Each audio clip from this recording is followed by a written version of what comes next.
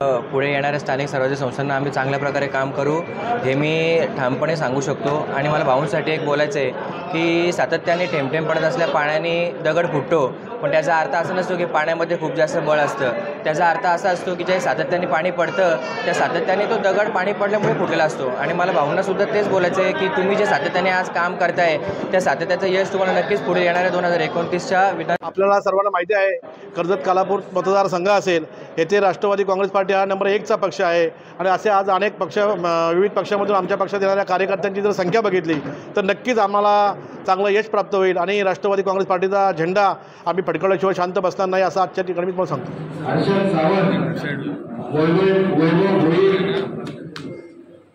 चंद्रकांत राणे, मधुकर राणे, जय भोईर,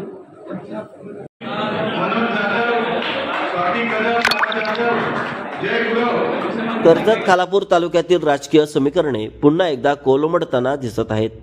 खासदार सुनील तटकरे यांच्या उपस्थितीत सुतारवाडी येथे पार पडलेल्या भव्य कार्यक्रमात विविध पक्षातील दिग्गज नेत्यांनी राष्ट्रवादी काँग्रेस अजितदादा पवार गटामध्ये जाहीर पक्षप्रवेश करून तालुक्यातील राजकारणाला अक्षरशः नवा वेग दिलाय। या प्रवेशामुळे सुधाकर घारे यांचे वर्चस्व अधिक बळकट झाले असून आमदार महेंद्र थोरवे यांच्या प्रभावशाली गड हादरल्याचे स्पष्ट संकेत मिळत आहेत। कार्यक्रमाच्या सुरुवातीला खोपोली शहरातील माजी नगरसेवक किशोर पानसरे, ठाकरे गटातील माधुरी तांबे तसेच राम राणे, हरिचंद्र राणे, अरुण काळोखे, संजय देशमुख आणि ऋषी राणे यांनी समर्थकांसह राष्ट्रवादी काँग्रेसमध्ये प्रवेश केलाय। पानसरे आणि तांबे यांनी खोपोली नगरपालिकेच्या निवडणुकीसाठी उमेदवारीची घोषणा देखील केली आहे। या हालचालीने स्थानिक शिवसेनेच्या ठाकरे गटातही खळबळ माजली आहे। यानंतर कर्जत शहरातील शिंदे गटाचे युवासेना उपशहर प्रमुख हर्षल मोरे, दहिवली विभाग अधिकारी केतन बामणे तसेच अखिप पाटील यांच्यासह शेकडो कार्यकर्त्यांनी सुधाकर घारे यांच्या नेतृत्वाखाली राष्ट्रवादी काँग्रेसमध्ये जाहीर प्रवेश केलाय। या कार्यक्रमाने राष्ट्रवादीची संघटन शक्ती आणि घारे यांच्या राजकीय चातुर्याची झलक उपस्थितांना दिसून आली आहे। प्रवेशानंतर बोलताना हर्षल मोरे म्हणाले, सुधाकर घारे यांना पुढील विधानसभा निवडणुकीत आम्ही नक्की विजय करू। स्थानिक स्वराज्य संस्थेच्या निवडणुकीत विरोधकांना आमची किंमत समजेल। या वक्तव्याने थेट शिंदे गटावर निशाणा साधला गेला असून त्याचवेळी कर्जत नगर परिषदेतील दहिवली प्रभागात शिंदे गटाच्या गोटात मोठी अस्वस्थता निर्माण झाली आहे।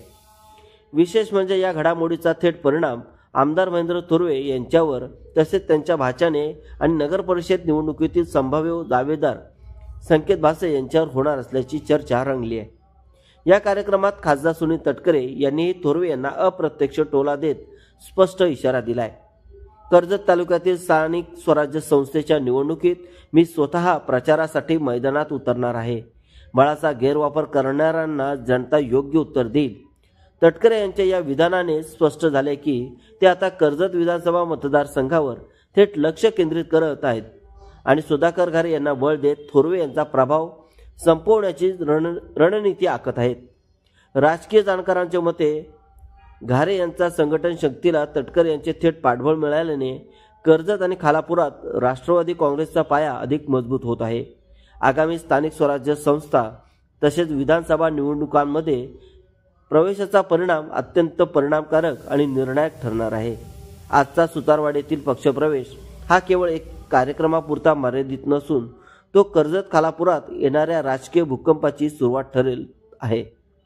या हालचालींनी थोरवे गटाचे समीकरण डळमळीत झाले असून सुधाकर घारे यांचे नाव आता स्थानिक पातळीवर विजयाची नवी दिशा म्हणून घेतले जात आहे।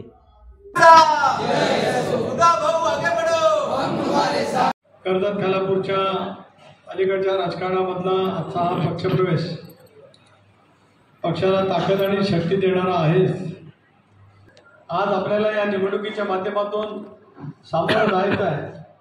एका प्रवृत्तीच्या विरोधामध्ये लढायचं आहे।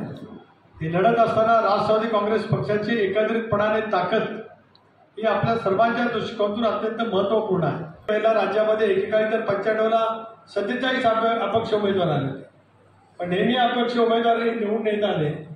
यावेळेला सुद्धा अपक्ष उमेदवार अनेक ठिकाणी उभे राहिले असतील, पण एकच असा अपेक्ष उमेदवार आहे तो अतिशय अल्प मताने पराभव झाला, त्याचं नाव आहे सुधाकर घारे।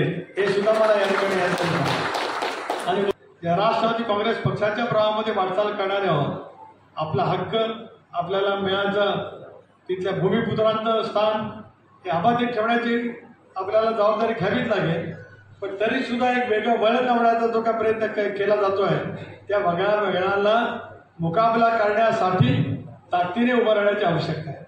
खोपोलीमध्ये तिथे पण दिली होती. आता येणार या निवडणुकीच्या प्रचाराला 1000% येणार, त्याच्यात काय शंका आणि मग देवाला आहे.